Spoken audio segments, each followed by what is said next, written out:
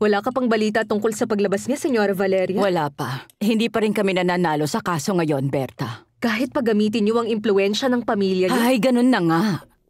Pero sigurado kung sa huli mananalo pa rin kami. Medyo nagtatagal lang talaga. Hindi talaga ako makapaniwala na maaari nang palayain ngayon ng isang kriminal. Magandang umaga. Magandang umaga. Magandang umaga. Hindi mo lang alam kung gaano ako kasaya na nakabalik ka na ngayon, Alfredo. Bakit, Valeria? Ano yun? Siguradong hindi mo ikatutuwa. Pinaplano nilang palayain na si Soledad Romero.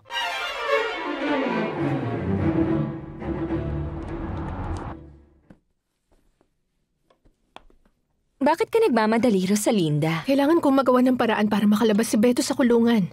Ang tigas ng ulo mo. Hindi rin magtatagal at mauhuli ulit si Beto. Ay, naku, wag na siyang magtangka. Kailangan niya makinig sa akin.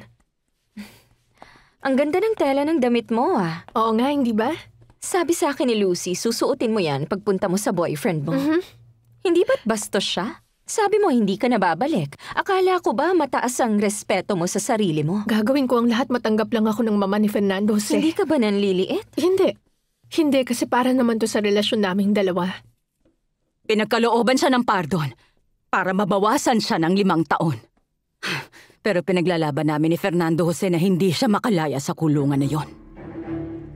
Kung ganun, anong ginawa mo? Ginagamit niya ang impluensya natin. May nagawa ba siya? Wala pa naman. Pero siguradong gagawin niya ang lahat para lamang hindi makalaya sa kulungan ng babaeng yon. Nasaan ba si Fernando Jose? Pumunta siya sa law firm natin. Napansin mo ba, Senyora? Parang bigla siyang namutla. Alam ko maaapektuhan siya sa balita. Sobrang malapit si Alfredo sa asawa ko. Kaya sigurado akong tutulungan niya si Fernando Jose tungkol dito. Para hindi matuloy ang pardon ng babaeng yun.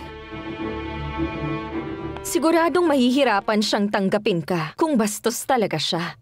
Wala namang imposible, Ate Fedra. Oo, kapatid, ang swerte mo talaga. Lahat ng bagay umaayon na lang sa'yo. Pag nagpakasal na talaga kayong dalawa, siguradong ikaiinggit kayo. Ay, nako. Wag mo namang sabihin yan. Matagal pa naman ang kasal na yon. Pero pagdating ng panahon, matatanggap din ako ng mama niya. At tatanggapin bilang anak sa buhay nila. Kailangan kong mapalapit. Dahil yun na lang ang kulang para maging masaya talaga kami ni Fernando Jose. O sige, mamaya na lang. Kakain lang ako, tapos pupuntahan ko na rin si Beto sa kulungan. Paalam.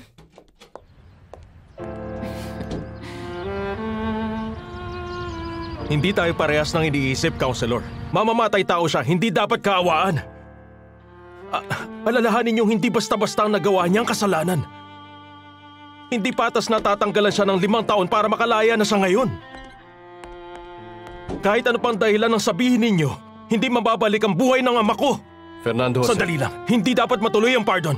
Sandali lang, Fernando Jose. Sige na, kung wala kang matutulong sa akin, maghahanap na lang ako ng iba. Walang kwenta. Nakauwi ka na ba? Sinabi na ba sa'yo ni Mama ang tungkol kay Soledad Romero? Oo, Fernando Jose.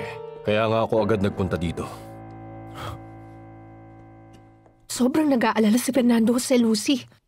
Kagabi may inamin siya sa akin na hindi ko alam. Makinig ka. Inamin niyang may pumatay daw sa kanyang papa. Talaga? Ano nangyari? Dahil sa pagnanakaw? Hindi, pinatay siya ng isang babae. Ano sa tingin mo? Bakit niya kaya nagawa yun? Nang dahil siguro sa galit. May gusto siguro siya doon pero tinanggihan siya. Ang sama namang babae. Ang tagal niya nasa kulungan. Pero ngayon gusto na siyang palayain. Kahit hindi pa tapos ang sentensya niya? Kulang pa siya ng 5 taon. At ayaw niya makalaya siya? Oo. Malaki ang galit sa kanya ni Fernando Jose. Natural lang yun, Rosalinda. Pinatay ng babaeng yun ang papa niya. Hindi, pero masama na magalit siya. Nang ganong katagal sa babaeng yun, Lucy. Mas gusto kong makita na marunong magpatawad at maging mapagkumbaba si Fernando Jose. Ano sa tingin mo dapat natin gawin dito, Alfredo? Sinong dapat nating tawagan? Wala, Fernando Jose. Wala na. Ang gusto ko lang ngayon ay tigilan mo na ang pang-iipit kay Soledad Romero. Huwag mo nang tutulan pa ang paglaya niya sa kulungan.